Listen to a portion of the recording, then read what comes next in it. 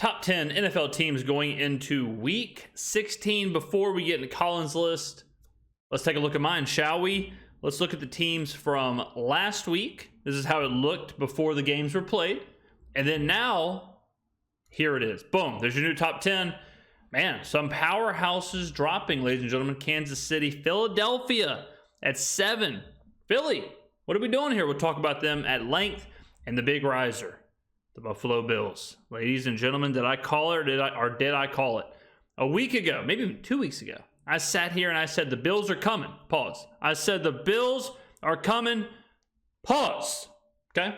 And now, everyone in the media is saying, wow, the Bills are really good. Wow, they might go to the Super Bowl. Wow, they're the team to beat in the AFC. And all the people who watch this channel said from the back of the room, they said, tell me something I don't know, because the great one, the superstar, James Skrmetta, told me that 2 weeks ago. We are so far ahead of everyone else on this channel. It feels good to be me. So let's take a look. San Francisco, Baltimore, Buffalo, Dallas, Miami, Kansas City, Philadelphia, Cleveland, Detroit, new entry.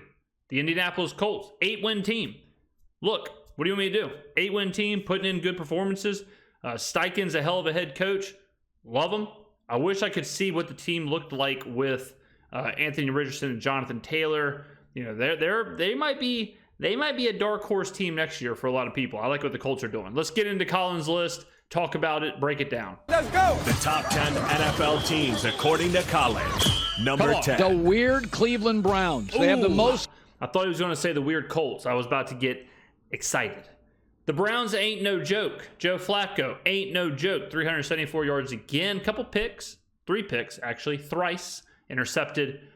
The Browns are legitimate. 9 wins. I mean, I said it last week. I don't think Joe Flacco's a real big downgrade in this small situation compared to Deshaun Watson, because they don't have to do too much.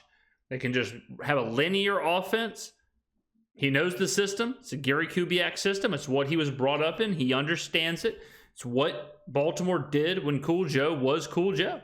So if they let him do that and the defense steps up, team's nasty. It's a shame Nick Chubb isn't there, because if they had Nick Chubb at his absolute peak, this could be a legit AFC competitor. I still think with the way the AFC is right now, there's so much parity. I think the Browns can make noise. I wouldn't be stunned.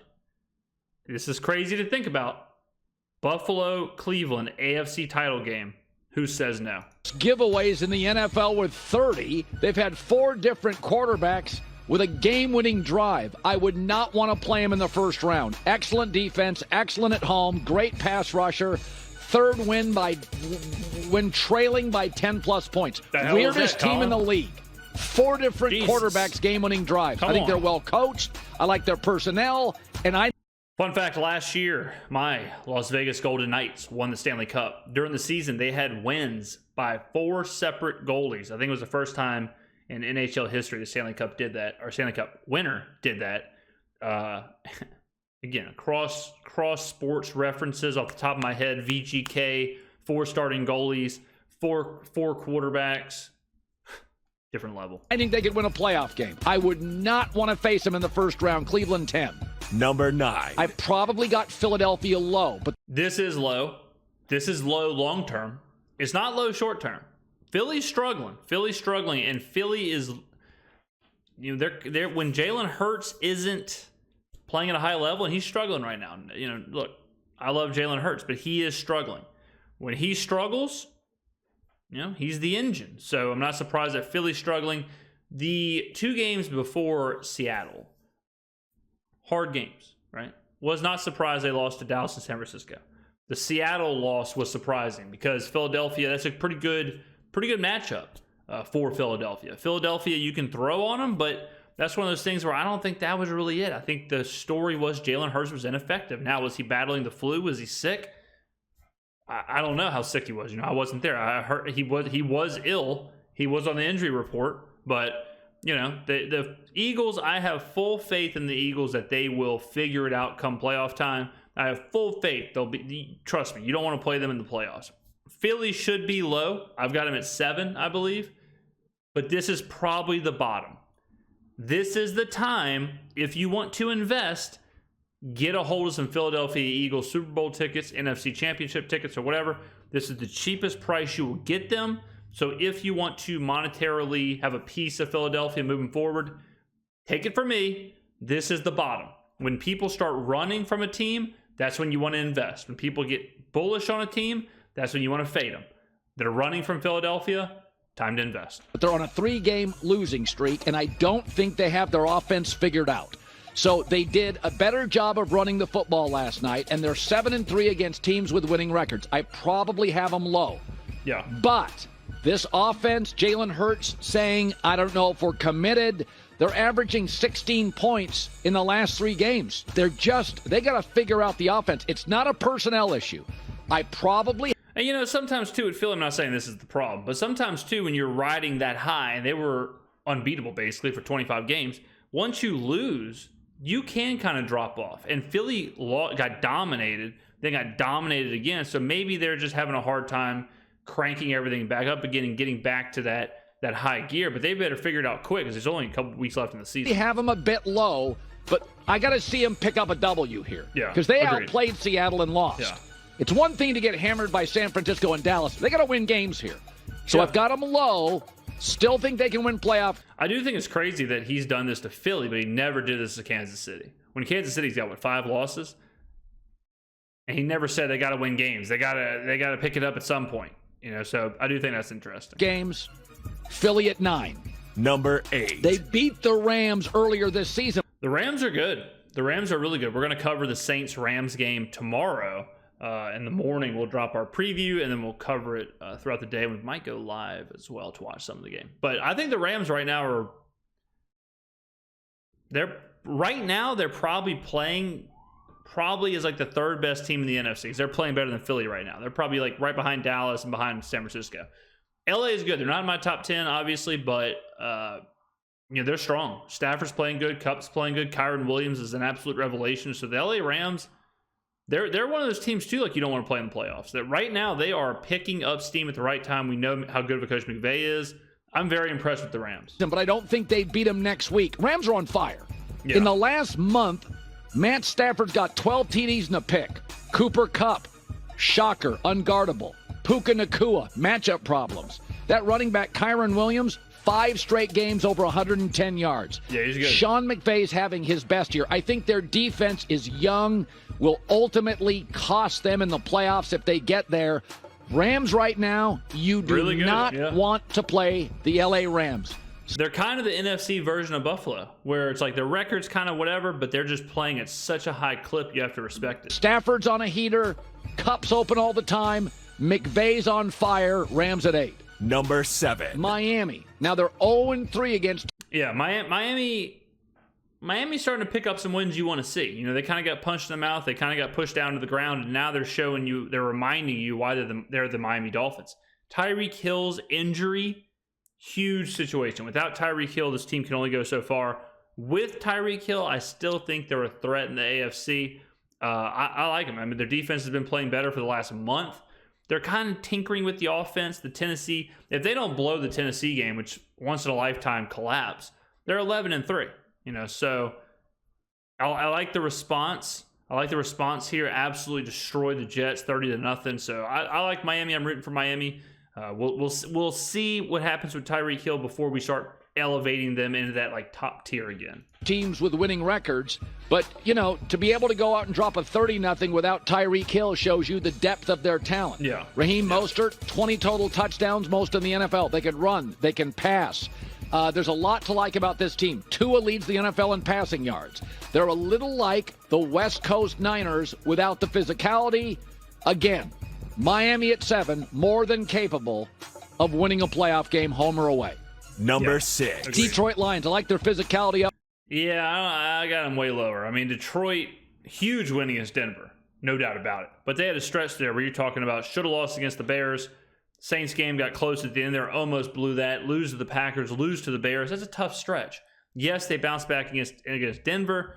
I need to keep seeing this if I'm going to believe in Detroit again. They already kind of shook my belief system. I wasn't impressed with the last couple of weeks. So let's see if we can stabilize. Kind of like with Philly. You know, Philly, same thing where Philly got punched in the mouth and now Philly has to stabilize, get back to that peak. Detroit is stabilized, 42-17 win against the hot Broncos. stabilize. Now let's see if we can allow Detroit to sneak back into that top tier of teams if they have a hot run at the end of the season. Perfect time to get hot right before the playoffs. Up front with their offensive line, probably not a team I would trust going on the road in the playoffs, but if they win their division, they got a home game. 9-1 this year when they can hold teams to 28 or fewer. Now, they don't always do that because they're not very good on the back end, but you play them in Detroit, and if they can hold you to 28 or less, they're winning the football game. 4 straight games of rushing for over 140 yards. That Jahmyr Gibbs, that draft pick, that kid is special. They said it during draft day. They said they had Jahmyr Gibbs as their number 1 back over Bijan Robinson. They don't look wrong right now. That pick works. Number 5. Cowboys. They had a bad Sunday. I still believe in Dallas. I mean, I hate whenever people watch a game like Dallas against Philly and they are all over the Cowboys, best team ever, Super Bowl team, and then they lose another tough game, right? They play Buffalo, lose that game, and then boom. Now all of a sudden Dallas is fake. I'm here to tell you Dallas isn't fake. I'm here to tell you Dallas is a legitimate team. And now they could win the division. All of a sudden, their route gets a little easier. Home game in the divisional round, hosting, or in the playoffs there, hosting a playoff game is a lot easier than having to deal with Philly winning the division. So I put no stock into that. The NFL is a week-to-week league. The 49ers lost to the Browns. Who's talking about that right now? Nobody. Why? Because it was weeks ago. If the 49ers lost to the Browns tomorrow, you'd hear about it. You hear how the 49ers aren't some unbeatable team, aren't some unbeatable juggernaut. So don't get wrapped up in that.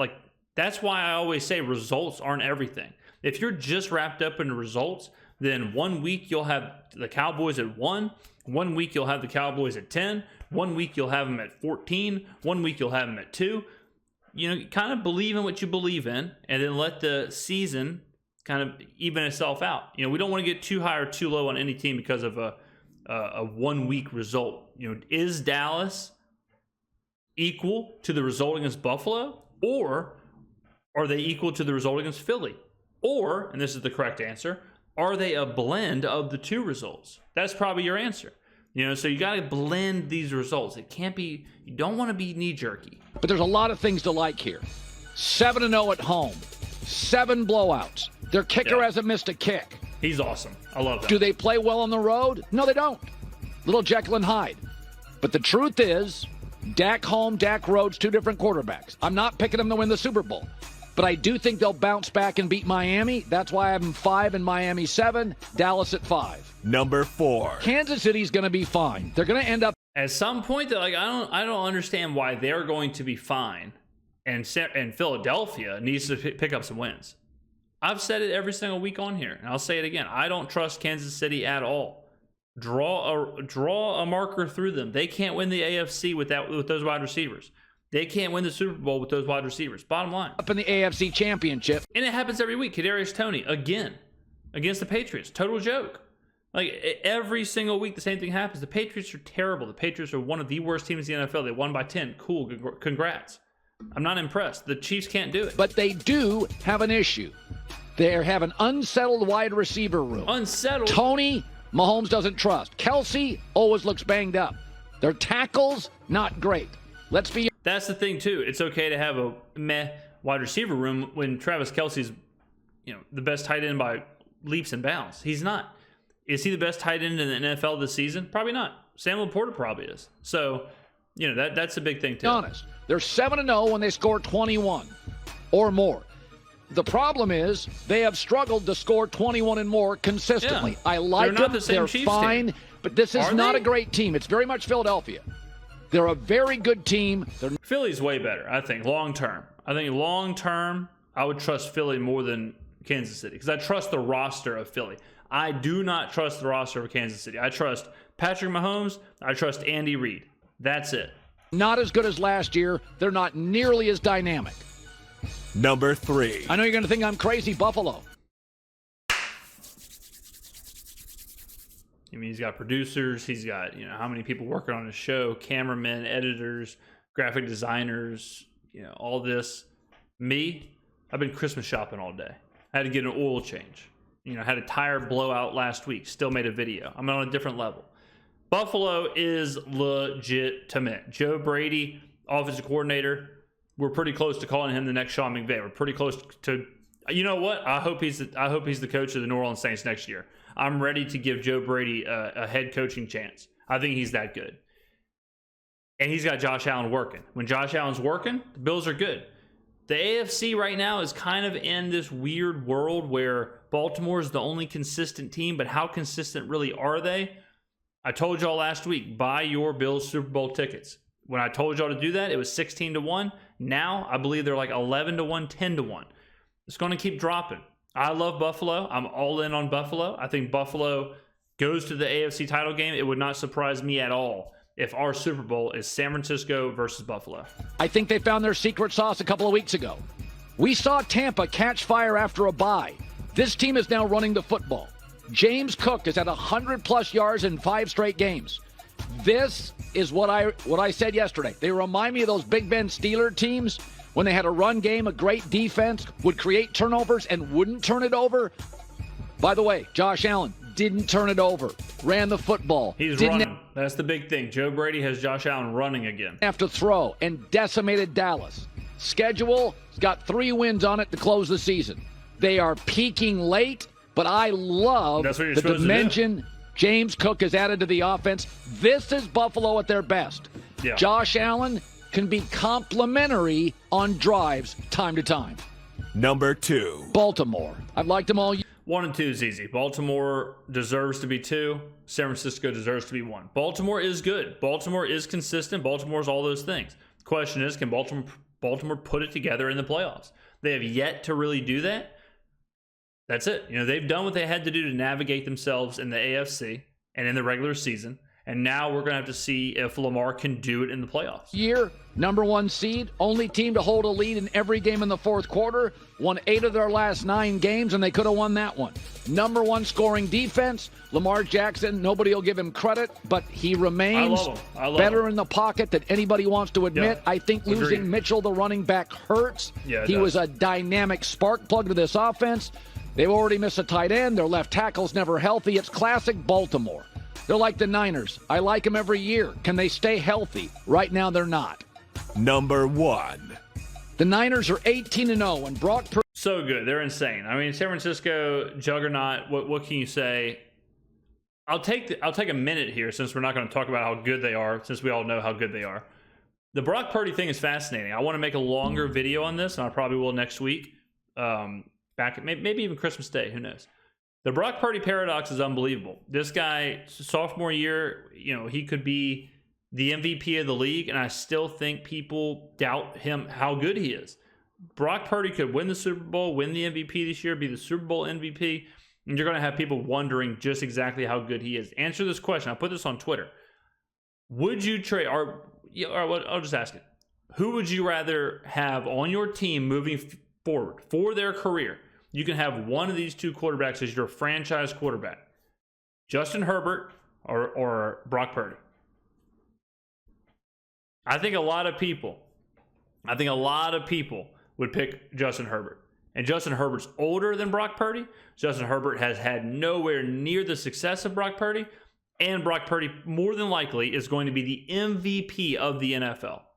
But I think because he plays in the Shanahan system, I think because he has weapons all around him, even though Justin Herbert's had weapons all around him, Keenan Allen, Mike Williams, Austin Eckler, most of his career, even though all those things are, you know, tit for tat, people just don't believe in Brock Purdy. He reminds me of Lamar Jackson, honestly. You're not going to hear anybody else make that comparison. Lamar Jackson won the MVP unanimously. What did everybody say? Well, he's a running quarterback. Well, he can't win the big one. Well, he can't win a playoff game. What happened? Lamar is better of a passer than people give him credit for. Doesn't turn the ball over. Sometimes he'll put up numbers like 35 passing touchdowns, 4 interceptions, and no one says anything. He's still underrated. Lamar is still vastly underrated. People give Jalen Hurts more credit than they ever gave Lamar, and Lamar has done more. So I think if Brock Purdy wins the MVP, he'll be even more underrated than Lamar because he wasn't as heralded. And he's not as flashy. He's not as fun to watch. You know, he's unassuming. He's his physical stature, all that stuff. It's very interesting. I went back and I tried to find an MVP similar. I couldn't.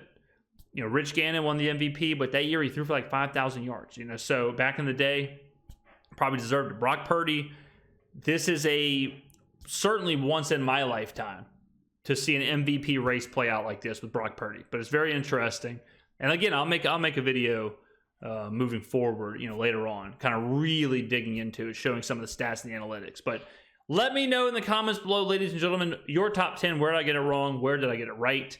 Thank you for watching. I will see you in the next video.